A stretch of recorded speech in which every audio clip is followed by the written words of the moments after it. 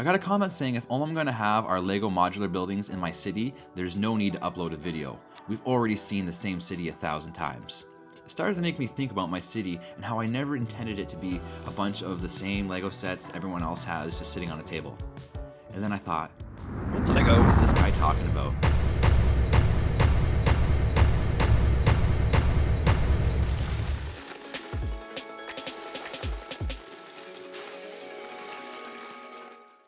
I released a full city walkthrough in the new year and it was one of my most viewed videos in months. With more views comes more comments, and one stood out to me in particular. Admittedly, I haven't changed too much around the city over the last few months. Considering that's all about to change, I thought it'd be a good time to document the city as it was and share the changes as I go. The comment pointed out if all I'm going to have are Lego City modular buildings in my city, then there's no need to upload a video. We've already seen the same city 1,000 times. Well, shout out to Jonathan from Preston Builds for having my back and sticking up for me in the comments. Stuff like that goes a long way to show how great the Lego community can be standing up for each other.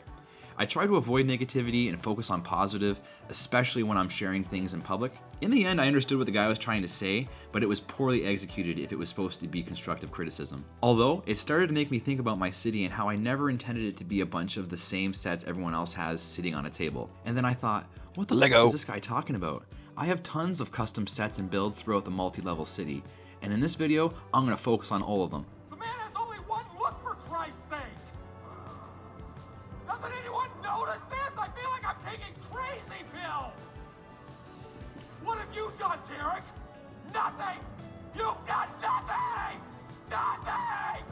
One look! One look! I don't think so!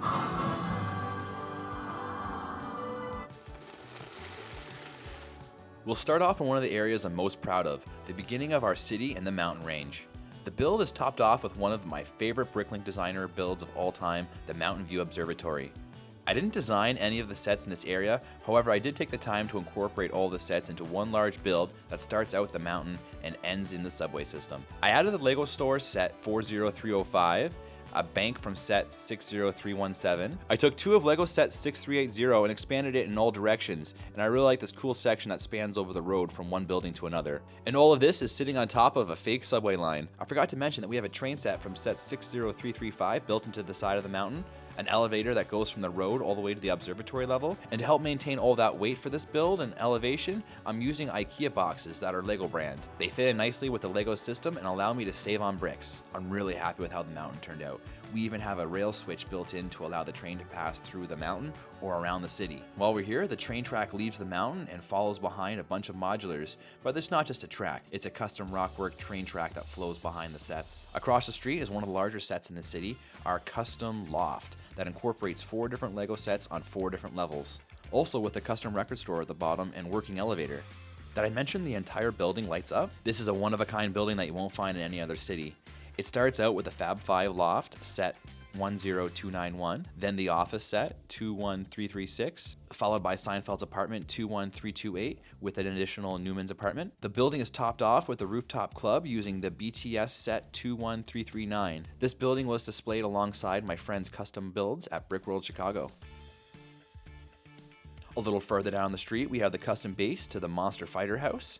I wanted to add this building in a unique way into the city, and I always pictured a haunted house sitting on top of a hill, and I came up with this. I really like how the stair design turned out, and as well the cemetery, where if the figs aren't careful, they could fall in. Then we have the buildings I did not design that I bought instructions for online and built. From your Brickable, I made the Sesame Street modular using set 21324, the Noodle Shop modular using set 31131, the travel agency using the set 31118, the radio station using the modular building set 10278, the European Jazz Cafe using set 10255, the Disney Costume Shop using set 71040, and one of the incredible bases designed by Brick Artisan for the Avengers Tower. Also, I have an antique shop and ice cream parlor that I bought instructions for from Brick Vault back in 2020. One of the things you'll see in my city is I like to take sets that aren't conventionally for the city and make them work. When I first saw 12 Grimwald Place, I knew I had to add that to my city, with the ability to convert.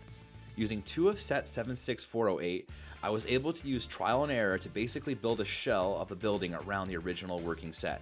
The first attempt at making a modular building on my behalf was taking LEGO City Set Hospital Set 60204 and completing a building around it. It worked out well at the time, however it's not 100% designed for my current city streets, so if needed, this is one of the first buildings to be removed from my city to make space.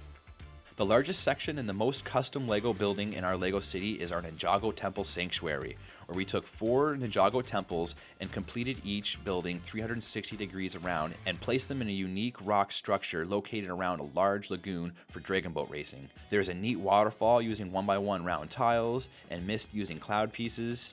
We built a large cave as well as a secret door to a treasure.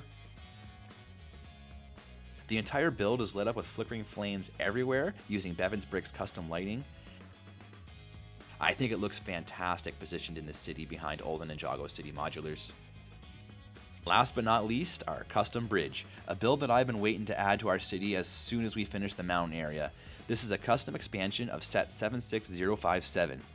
We took 2 of those sets and swapped out the road for the new road plate system that we adopted in our city, as well as adding a sidewalk for figures on either side. The expansion between the ends of the bridge is very strong and in the future can be increased if needed. The play features for this build were kept in, even though all of the build was completely altered to accommodate new roads and increasing the height and width of the bridge. Overall, it's one of my favorite builds I've done with the intention to properly add to the city. That's been a look at all the custom builds in the city, not including all the roads everywhere, train tracks, street lights, rock work, and elevation throughout the entire city as of today. Just to be clear, I think people should do whatever they want with their LEGO, build, collect, set up, design in any way they like, share it, don't share it.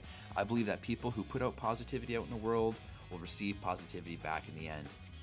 Thank you to everyone who takes the time out of their day to watch our videos. I really do appreciate it. Remember to make time for yourselves, your family, and your LEGO. Take care.